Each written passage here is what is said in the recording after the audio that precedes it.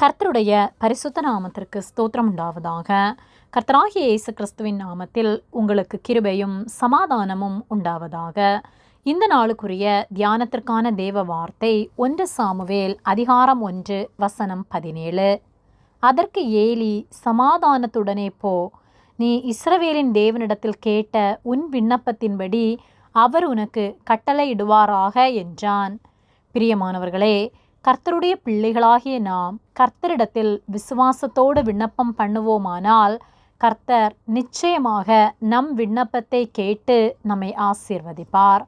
அன்னாள் பிள்ளை இல்லாதவளாயிருந்தாள். கர்த்தர் அவள் கற்பத்தை அடைத்திருந்தார் என்று வேத வார்த்தை சொல்லுகிறது. அவள் ஆலயத்திற்கு சென்று கர்த்தரிடத்தில் மனம் கசந்து அழுது விண்ணப்பம் பண்ணினாள்.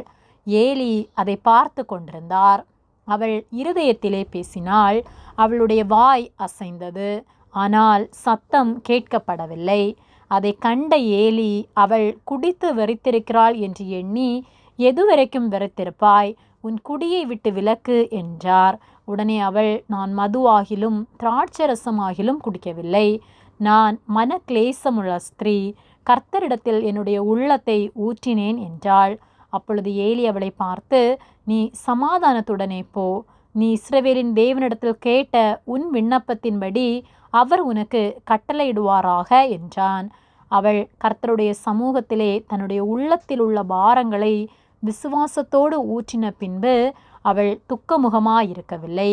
அவள் எழுந்து சென்று புசித்து தன் குடும்பத்தாரோடு கூட ராமாவிற்கு புறப்பட்டாள். கர்த்தர் அவள் விண்ணப்பத்தை கேட்டு அவளை ஆசீர்வதித்து அவளுக்கு ஒரு பிள்ளையை கொடுத்தார். அவள் பொருத்தனை பண்ணினபடியே அவனை ஆலயத்தில் கொண்டு விட்டாள். கர்த்தரை அவள் விசுவாசித்தபடியினால் கர்த்தரிடத்தில் தன்னுடைய உள்ளத்தின் பாரங்களை ஊற்றிவிட்ட பின்பு அவள் துக்கமுகமாய் இருக்கவில்லை. கர்த்தர் அவளுக்கு சாமுவேலை மட்டுமல்ல, பின்னும் அவளுக்கு 3 குமாரர்களையும் 2 குமாரத்திகளையும் கொடுத்தார். நம்முடைய வாழ்விலும் நாம் கர்த்தரிடத்தில் விசுவாசத்தோடு ஒரு காரியத்தை கேட்போமானால் நிச்சயமாக கர்த்தர் அதை கேட்டருளி நம்மை ஆசீர்வதிப்பார்.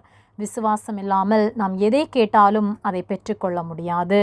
யாக்கோபு 1:6-7 வசனங்களில், ஆனாலும் அவன் எவ்வளவாகிலும் சந்தேகப்படாமல் விசுவாசத்தோடே கேட்க கடவன்.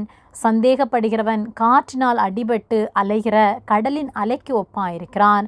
அப்படிப்பட்ட மனுஷன் தான் கர்த்தரிடத்தில் எதையாகிலும் பெறலாம் என்று நினையாதிருப்பானாக என்று சொல்லப்பட்டுள்ளது.